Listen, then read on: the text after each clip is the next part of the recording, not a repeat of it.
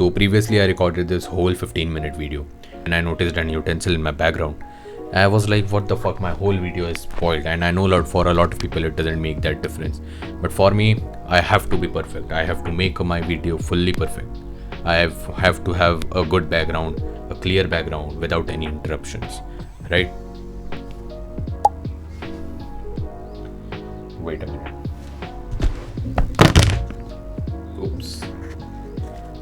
This shit is expensive. Jack, you gotta be clear.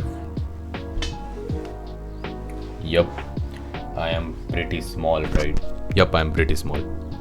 So, for those who are approaching adulthood, for me, it is certainly that kids wear shirts now and have sex now and then.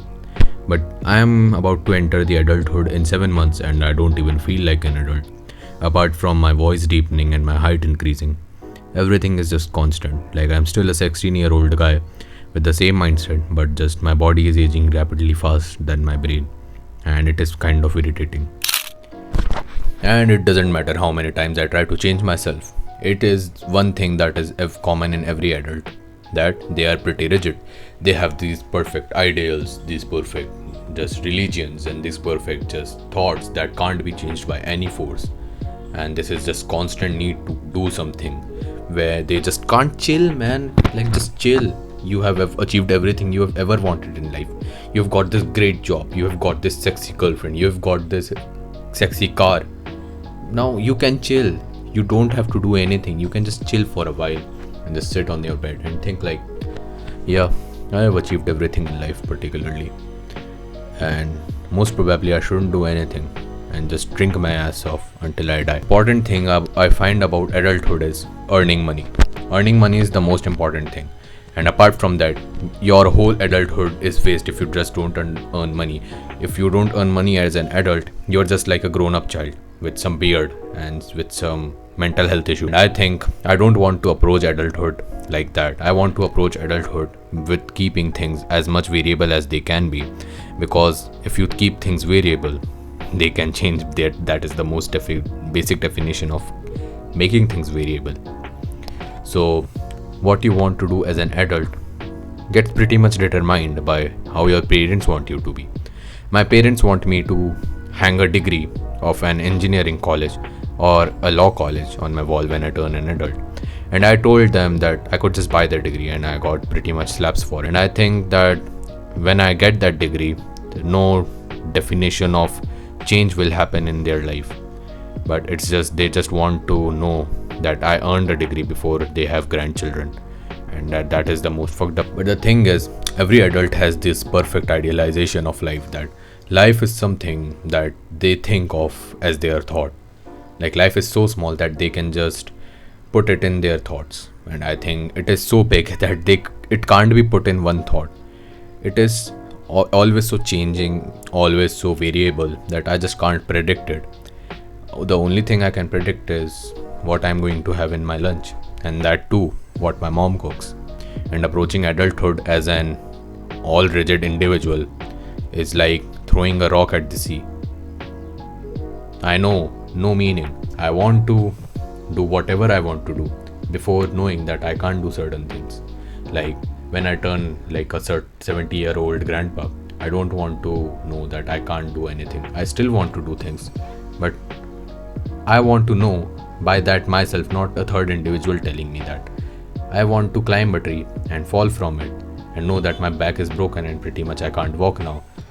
And that's how I want to know that I can't climb a tree. And I missed pretty much of accent in it. But so the main thing is, you have to approach adulthood with a variable mindset. And the variable mindset states that nothing is permanent. Just make things variable as much as possible. Everyone around my age is getting into relationships, getting committed, having children. My friend who is like literally 17-year-old is in a relationship with a 24-year-old fucking uncle, bro. What the fuck? She is literally a minor, and that uncle has a kid, a baby boy, and is married, but she's still with him because those fucking hormones, man. You know what they say about hormones? I don't know too, because no one ever said anything about hormones. Like, sometimes I feel the urge to get into a relationship, But I just feel like I just can't handle another individual who is just the same age as me and has certain beliefs which won't even allow me to teach her something that I know about, because she is too egoistic for that. I don't want to do that shit right now. I want to get into relationships, I'm not against them, but at the age where I am ready and not at the age where I want to. Because when I want to, I think most of my wanting is just lust, the urgency to held by someone, and a lot of social media bullshit in my mind. Because certainly my ancestors weren't thinking about getting into a relationship at the age of 17. Like, if they were lucky, they found a mystery girl in the woods, and probably she took him to the sky and something like that. Water break. This is big boy. It's called H2O, and I drink it every day, and I'm addicted to it because I find water. The main thing about adulthood is making choices, and you don't want to be making choices that is not going to change. Let's say, for example, you sign a contract for a company that clearly wrote that you are going to be in our company for 10 years, and if you just decide to drop off the company, you have to pay $1 million fucking dollars. For me, I don't want to make any permanent decisions that I will probably regret when I turn into an adult. And that is making children, making career options, making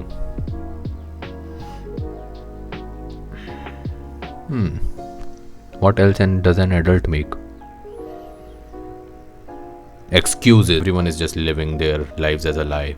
The lies of their parents, the lies of the society, and the lies of everyone that taught them how to lie. And that is going to get a little deep, but I guess we have to have this type of conversation with every few individuals now and then. You know how Mark Manson wrote about the disappointment panda, where a panda would knock at your door and just talk to everyone like, your kid does not look like you because your kid is not your kid and your wife is probably a bitch.